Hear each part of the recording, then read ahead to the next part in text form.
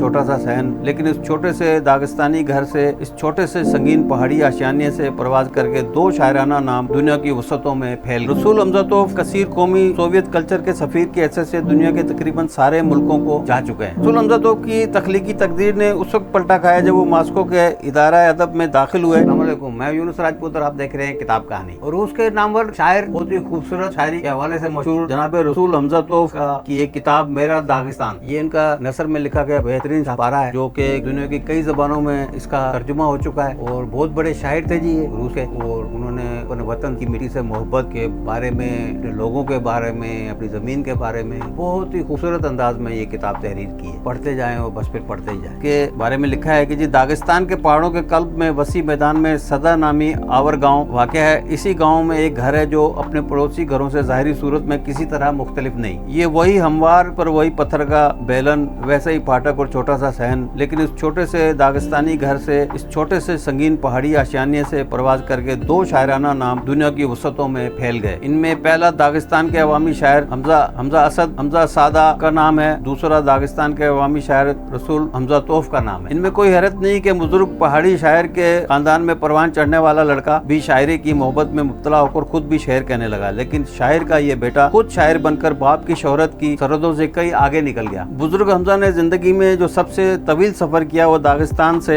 Moscow तक का सफर था, लेकिन रसूल हमजा तोफ कसीर कौमी सोवियत कल्चर के सफीर की हैसियत से दुनिया के तकरीबन सारे मुल्कों को जा चुके हैं। रसूल हमजा तोफ की सवानायात में ज़ाहिरी तौर पर कोई इम्तियाजी खदोखाल नहीं पाए जाते। वो 1933 में सोवियत खुद इंतजामी रिपब्लिक दागिस्तान के सदा नामी गाँव में पैदा हुए और आर्यानियन के सानवी स्कूल में तालीम हासिल की और कुछ अर्सा तक टीचर भी रहे। तालीम मुकम्मल करने के बाद अपनी रिपब्लिक के एक अखबार में काम भी किया। इनकी पहली नज़में 1937 में शाया हुई। रसूल हमजा तोफ की तख्लीकी तकदीर ने उस वक्त पलटा खाया जब वो मास्को के इदारा अदब में दाखिल हुए। यहाँ न सिर्फ मास्को के बड़े बड़े शायर इनके उस्ताद थे, बल्कि फन्नी दोस्त और रफीक भी इन्हें नसीब हुए। यहाँ उन्होंने पहले मुतरजम तलाश किए, या मुमकिन है ये करना ठीक लगा होगा कि मुतरजमों ने इनको तलाश किया और यही उनकी आवर्द शायरी ने रूसी शायरी का पांसा पलट के रख दिया। बहुत खूबसूरत अंदाज में इनका अंदाज तहरीर, इनकी शेर जो है बहुत मकबूल आम थे। रशिया से भी फिर निकल गए, पूरी दुनिया में फैल गए। तब से रसूल हमजा तोफ के तकरीबन 40 शायराना मजमूए मादरी जबान में और मास्को में शाया हो चुके हैं।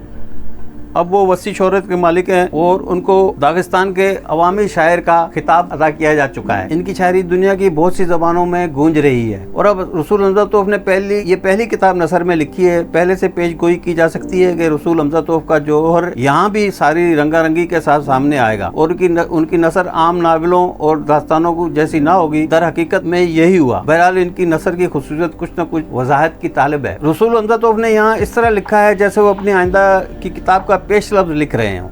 वो बताते हैं इस किताब को कैसा होना चाहिए, किस अंदाज में लिखना चाहिए, इसका नाम, इसकी ज़बान और उसलूब कैसे होंगे, इसकी तश्कील कैसे की जाएगी और फिर इस किताब का मवाद क्या होगा। इस किताब को कोई भी कारी बेख्याली में सवाल कर सकता है, हाँ ये तो पेश लफ्ज है और खुद किताब कहाँ है, लेकिन कारी ऐसा करने में हक बजानिब ना हो सका। ये देखना मुश्किल नहीं है कि आइंदा की किताब के बारे में बहस मुबाहिसा महज अदबी है। रफ्ता रफ्ता चुपके किताब का पेश लफ्ज बढ़कर खुद मुख्ताराना मवाद हासिल करके वतन के बारे में शायर की दिलचस्प और मुश्किल जिम्मेदारियों के बारे में जो किसी तरह अव्वलुल जिक्र से कम नहीं है, एक मुकम्मल किताब बन जाता है। ये किताब सवाने आयात जैसी है और कुछ हद तक एतराफी खुसूसियात की हामिल है। वो पुरखुलूस और शायराना है। मुसन्निफ ने इसको अपनी ज़राफत, बल्कि मैं ये कहूँगा कि शौक मिजाज से चमका दिया है। मुख्तसर ये कि वो अपने मुसन्निफ रसूल हमजा तोफ से दो टोक मुशाबह है। ये कोई इत्तफाकी बात नहीं कि एक मरकजी अखबार में इस किताब के बारे में मजमून को जिंदगी का पेश लफ्ज का उन्वान दिया गया। इतनी ये मशहूर हुई किताब। मेरे रास्ते हमेशा हमवार नहीं रहे, मेरे रोज़ो साल